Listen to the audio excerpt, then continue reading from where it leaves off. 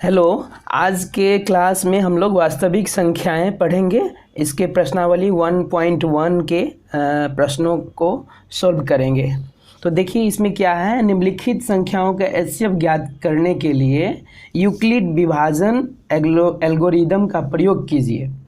तो इसमें क्या करना है, मतलब 135 और 225 को का एचसीएफ निकालना है और इसमें जो है यूक्लिड विभाजन एल्गोरिदम का प्रयोग करना है। तो सबसे पहले क्या करेंगे हम लोग, माना कि सबसे बड़ी संख्या a और तथा सबसे छोटी संख्या b है, a और b को मान लेंगे।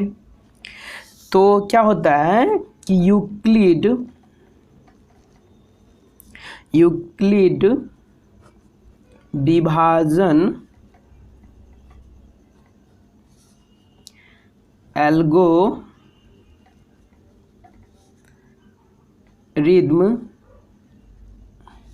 के प्रयोग से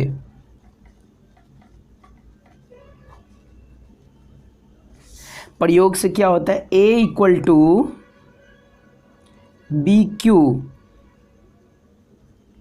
प्लस आर, जहाँ क्या है a बड़ी संख्या है, b छोटी संख्या है, r जो है शेषफल है और q कोई पूर्णांक है। ठीक है, तो इसका इस्तेमाल करके हम लोग एचसीएफ निकालेंगे। तो देखिए कैसे निकालेंगे एचसीएफ। a है बड़ी संख्या, तो बड़ी संख्या कौन सा हो गया 225 और छोटी संख्या यहाँ हम लिख देते हैं। तो a इक्वल टू 225 और छोटी संख्या b इक्वल टू 135। ठीक है, अब क्या करेंगे, इसको पुट करेंगे वैल्यू। देखिए यहाँ क्या हो जाएगा, a का वैल्यू क्या हो जाएगा 225 इक्वल टू बी क्यू, यानी कि अब 135 b हो जाएगा यहाँ 135, है ना। अब इसको इसके फॉर्म में लाना है, तो क्या करेंगे, इसको 225 को डिवाइड करेंगे 135 से, तो क्या आ जाएगा 135 0 9 3 12, यानी कि इसका क्या हो जाएगा 1 प्लस 90, यानी कि शेषफल 90 हो जाएगा और इससे 1 से मल्टीप्लाई कर देंगे। फिर से अगेन क्या करेंगे, ये हो जाएगा। ये प्रोसेस है इसका, आप लोग अच्छी तरह से समझेंगे। मैंने पिछले क्लास में यूक्लिड विभाजन एल्गोरिदम थ्योरी बता दिया था, ठीक है, उसे आप देख सकते हैं। तो क्या है कि अब क्या करेंगे 135, प्रोसेस अच्छी तरह समझेंगे। 135 इक्वल टू क्या हो जाएगा 90 इंटू 1 और इसे हम फिर से डिवाइड करेंगे। 135 में 90 से डिवाइड करेंगे, क्या हो जाएगा 95 4 9 4 13, तो 45, 90 गुने 1 प्लस क्या हो जाएगा 45 हो जाएगा। फिर अगेन जब तक यहाँ जीरो नहीं आएगा, शेषफल में जीरो नहीं आएगा, तब तक ये प्रोसेस करते जाएंगे।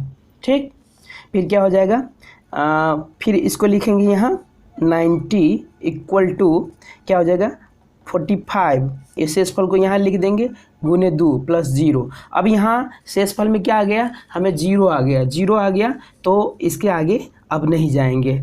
अब ये जो क्या हो गया बी क्यू प्लस आर है, तो ये बी हो गया, ये क्यू आर हो गया और प्लस 0 हो गया, तो बी जो होगा ना वो वही एचसीएफ कहलाएगा। तो एचसीएफ इक्वल टू क्या हो जाएगा 45। ओके, फिर नेक्स्ट प्रश्न पे देखते हैं। अब देखिए कि इसका भी हमको निकालना है 196 और 38,220 का एचसीएफ निकालना है। तो इसका एचसीएफ कैसे निकालना है, यूक्लिड विभाजन एल्गोरिदम के प्रयोग से निकालना है। तो फिर से हम देखेंगे, तो मान लेते हैं इसमें भी क्या करेंगे, माना कि a सबसे बड़ी संख्या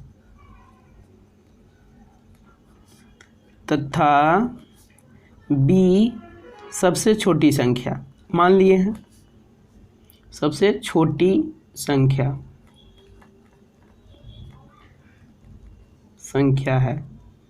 ठीक, अब क्या करेंगे, ए कितना हो जाएगा, 38,220 हो जाएगा ए, और बी कितना होगा, 196 हो जाएगा। अब हमें पता है कि यूक्लिड विभाजन एल्गोरिथम के प्रयोग से, यूक्लिड विभाजन के प्रयोग से क्या होगा, a इक्वल टू, ये इसे याद रखना है आपको, हाँ, बी क्यू प्लस आर, है ना। अब इसको क्या कर देंगे, पुट कर देंगे वैल्यू। a कितना हो जाएगा, a हो जाएगा 38,220, फिर इक्वल टू बी क्यू तो 196। अब इसमें कितना से गुना करना पड़ेगा, तो इसके लिए क्या करेंगे, 196 है वो 196 है, तो 196 से हमको डिवाइड करना होगा 38,220 में। अब देखिए 19 दूनी 38, 6 दूनी 12, ये तो नहीं लगेगा एक बार में। चलिए 196 यानी कि 6 6 12, 17, 9 8 17, है ना, 286, ठीक है। नहीं, हाँ 286 हो जाएगा यहाँ, है ना, 286 हो गया। तो फिर से इसको लगाएंगे, 19 दूनी 38, 19 तिया 57, 196 हो गया। यहाँ क्या होना चाहिए, एक इधर चला गया, एक यहाँ, तो एक ही आएगा ना, यहाँ एक आएगा, तो यहाँ 2 बैठा देंगे, है ना। अब इसका देखिए कितना से हम डिवाइड करेंगे, 9 से डिवाइड करेंगे, 9 छक्के 54, ठीक। इसके बाद 9 छक्के 54, 5, 9 9 81, 5 86, 86 का 8 बच गया, 9 का 9, 8 17, यानी कि 1764 आ जाएगा, 8 4 12, अब 15, 9 6 15 हो जाएगा। फिर ये कट जाएगा, है ना, 98 हो गया, 98 यहाँ 0 दे देंगे। अब देखिए इससे ये कटेगा, ये 5 बार में कट जाएगा, है ना, 5 बार में कटेगा तो 980 हो जाएगा, यानी कि ये कट गया, है ना, कट गया। तो कितना बार में कटा है, 195 बार में कट जाएगा। तो प्लस 0 आ जाएगा, इसका शेषफल 0 आ जाएगा, तो आगे का प्रोसेस हम लोग नहीं करेंगे। हाँ, तो इसमें जो b का मान है, ये b जो है, b का मान ही HCF कहलाएगा। तो इसका 196, 196 और 38,220 का यूक्लिड विभाजन के प्रयोग से, यानी कि यूक्लिड विभाजन एल्गोरिदम के प्रयोग से हमारा क्या HCF क्या आ जाएगा, HCF इक्वल टू आ जाएगा 196, ठीक। चलिए इतना क्लियर हो गया। फिर नेक्स्ट प्रश्न पे चलते हैं। देखिए इसमें क्या है, 867 और 255 का HCF निकालना है। तो HCF कैसे निकालना है हमें, यूक्लिड विभाजन एल्गोरिदम के प्रयोग से निकालना है, यूक्लिड विभाजन एल्गोरिदम के प्रयोग से। तो देखिए फिर इसमें क्या करेंगे, फिर मानेंगे ए और बी का, माना कि ए सबसे बड़ी संख्या है, बड़ी संख्या, तथा बी सबसे छोटी संख्या है, सबसे छोटी संख्या, बी सबसे छोटी संख्या है। तो ए इक्वल टू क्या हो जाएगा, ए सबसे बड़ी है तो 867 हो जाएगा, बी कितना हो जाएगा, 255 हो जाएगा, है ना। अब यहाँ क्या करेंगे, यूक्लिड विभाजन एल्गोरिदम के प्रयोग से, यूक्लिड विभाजन एल्गोरिदम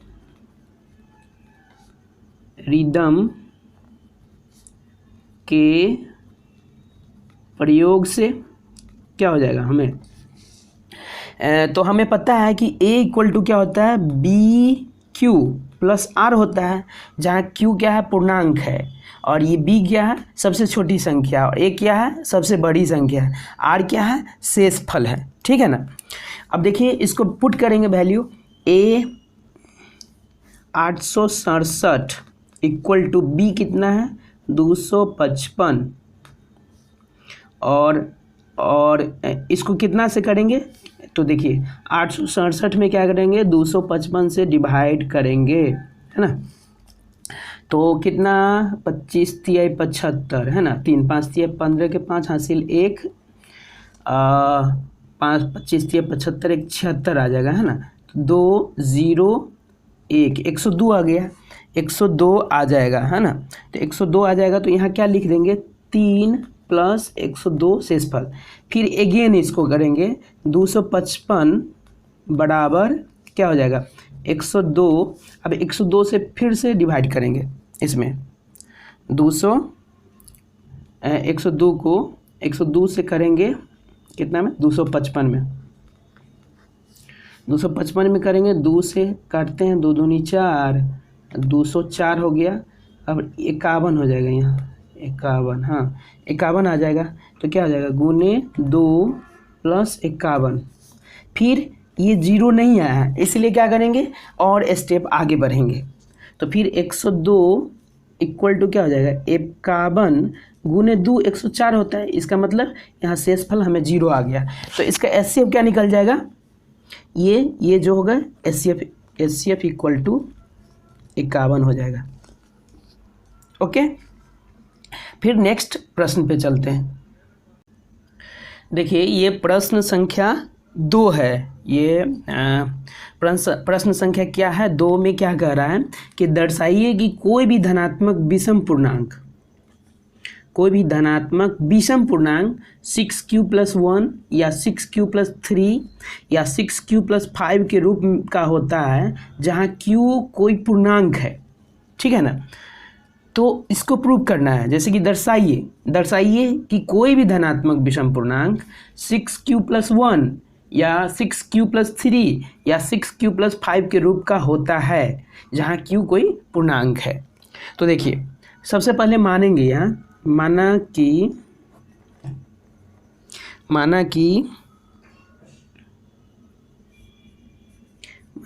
a कोई धनात्मक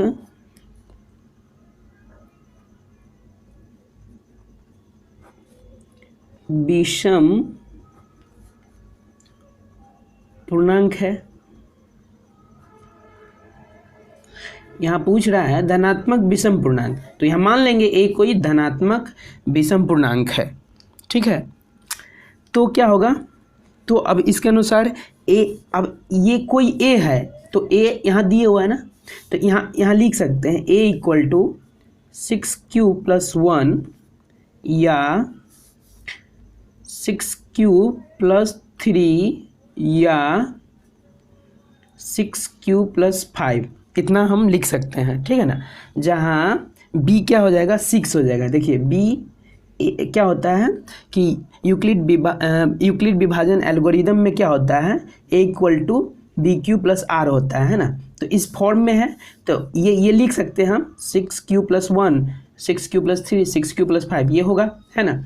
अब यहाँ क्या हो जाएगा, 6 जो है क्या है यहाँ, जहाँ b इक्वल टू, जहाँ यहाँ लिख सकते हैं जहाँ b इक्वल टू 6। ओके, अब नेक्स्ट में बढ़ते हैं। जब हम इसको 6 से डिवाइड करेंगे तो शेष फल कितना प्राप्त होगा, यहाँ लिखेंगे जब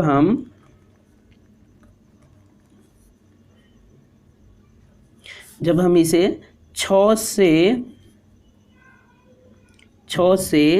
a को विभाजित करने पर शेषफल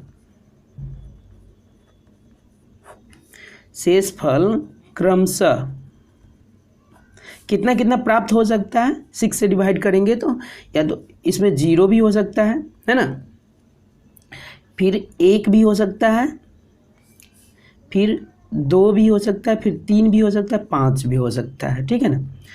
तो इतना हो सकता है, जहाँ क्या है, जहाँ 0 ग्रेटर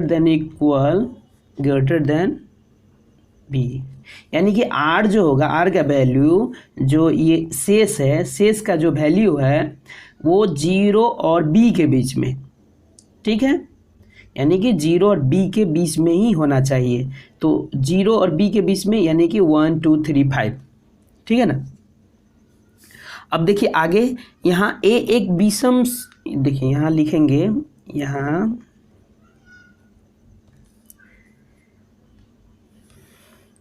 अब यहाँ क्या है, a एक विषम संख्या है तो इसका शेषफल भी क्या आएगा, शेषफल भी विषम संख्या आएगा। यहाँ तो लिख सकते हैं इसका, यहाँ a एक विषम संख्या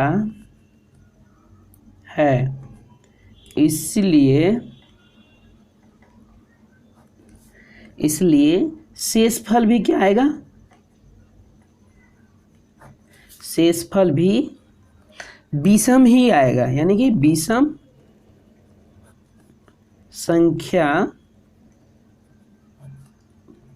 प्राप्त होगा, ठीक है। तो शेषफल क्या हो सकता है, या तो शेषफल प्राप्त होगा हमें 1 हो सकता है, या 3 हो सकता है, या 5 हो सकता है, यही प्राप्त होगा शेषफल, है ना। शेषफल हमें क्या क्या सब प्राप्त हो सकता है, या तो 1 होगा, या 3 होगा, या 5 होगा। तो हाँ, यहाँ प्रूफ हो जाता है कि यूक्लिड विभाजन एल्गोरिदम के प्रयोग से, यूक्लिड विभाजन एल्गोरिदम के प्रयोग से हम पाते हैं कि a = 6q+1, फिर या 6q+3 या 6q+5, ये हमें प्राप्त हो जाता है। प्रश्न क्या कह रहा है कि दर्शाइए कि कोई भी धनात्मक विषम पूर्णांक 6q+1 या 6q+3 या 6q+5 के रूप में होता है, तो एकदम होता है। ओके, तो आज इस क्लास को यहीं रखते हैं। मैं नेक्स्ट क्लास में ये सारे जो भी बचा हुआ प्रश्न है उसको मैं करवा दूंगा। Okay, bye.